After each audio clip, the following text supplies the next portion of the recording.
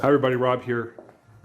I was just telling a story about my life to somebody recently, and it had to do when I was in my early 20s. Back in the day when I was just starting out in photography, and I started working as a school photographer, and how that triggered for me panic attacks multiple times. Literally for 2 years, I was in a state of constant fear and panic. It was pretty bad. It's kind of funny if you can imagine. I think about this all the time, you know, being in a gymnasium, photographing a school, and 26 4-year-old children come in to do their school pictures, and me literally on the verge of a complete and total nervous breakdown. I was so scared. Anyways, my point is this. Later on, I looked back and I thought to myself, good thing I kept going. Good thing I kept going. At the time, I didn't know that. At the time, I was scared shitless and I was so wrapped up in fear. Anyways, my question, generally speaking, that I like to put to you and put out there is, what price are you willing to pay to give in to your fears? There seems to be a lot of people in a lot of fear these days. And, you know, I know people who haven't seen their grandkids in over a year. Why? Because they're scared. They're petrified. They're paralyzed with fear. So you got to ask yourself that question. What are you willing to give up in exchange for living in a state of fear? What are you willing to sacrifice in order to say, well, I'm scared, my fears are justified according to me, and therefore I'm going to take these actions because of these fears? It's crazy. It's absolutely crazy. So I don't think the world and our society has seen so much fear ever. So my question then is, besides what price are you willing to pay, what are you willing to do to live a more complete and total and fearless life? Now, I know people who are much older than some people who have not seen their grandkids for over a year. I know people in their 80s who have decided, no, I'm not living in fear anymore.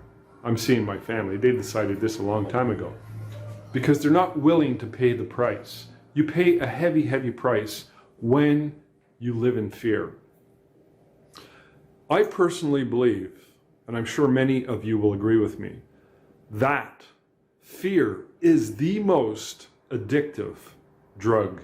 It is the most addictive state. I say drug because I'm going to compare it to like heroin and that kind of stuff.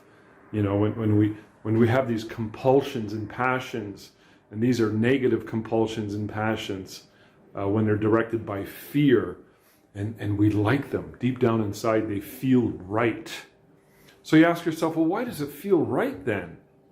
It feels right, I believe, because we evolved in a state of fear, us as human beings. If you've ever read the book Sapiens, he describes how throughout the history of mankind, and we're talking about Homo sapiens and all the proto-humans prior to Homo sapiens, we were never the apex creature.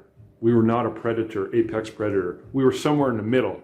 So there were just about as many apex predators that were after us as we were after other animals, until we developed tools and technology and the ability to hunt in tribes. When that happened, things switched. When that happened, evolutionarily speaking, it was like a boom, a split second. So we went from these neurotic, scared, evolutionarily reactive humans to being apex. We became apex literally in a second, but we still have those fears, and those fears feel normal. They feel completely normal.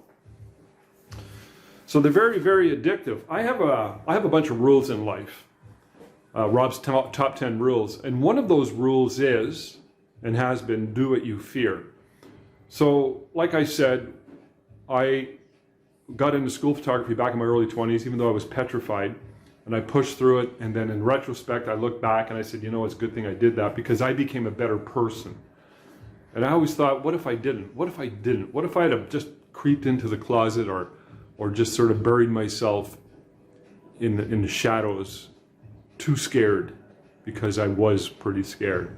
Then later on, a couple things that I did. Well, first of all, I sobered up when I was 31. That was really scary. And I often look back in total and complete gratitude at the age of 63, thinking to myself, amazing. What if I didn't? I probably wouldn't be here right now. Another thing that I did was I joined Toastmasters. The fear of public speaking, as you know, and as many know, is one of the biggest fears of all time. Oh, got some people showing up here. I'm going to continue this in a minute. Hi, guys.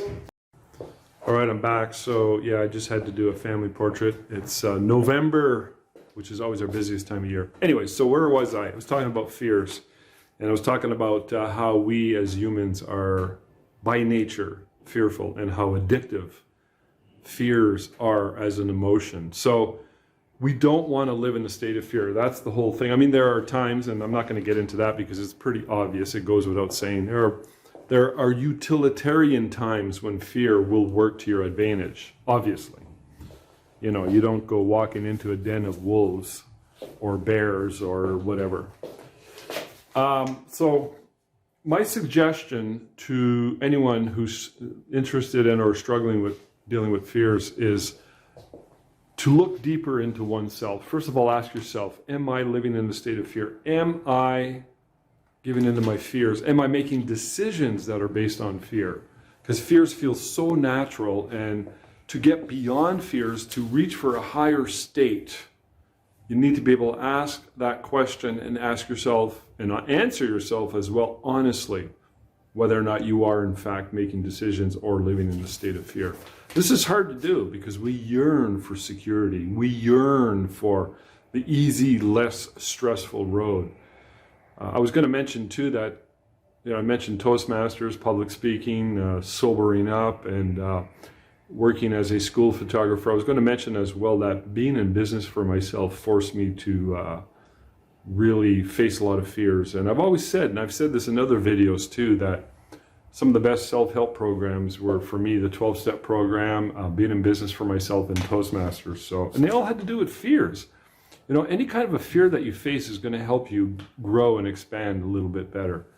And you got to always, again, like I mentioned, you got to ask yourself, what am I willing to give up if I'm going to live in a state of fear? If I'm going to make decisions that are based on fear? You got to be really, really honest. So careful who you listen to, even if it's yourself, if you're listening to the wrong messages that you're giving yourself.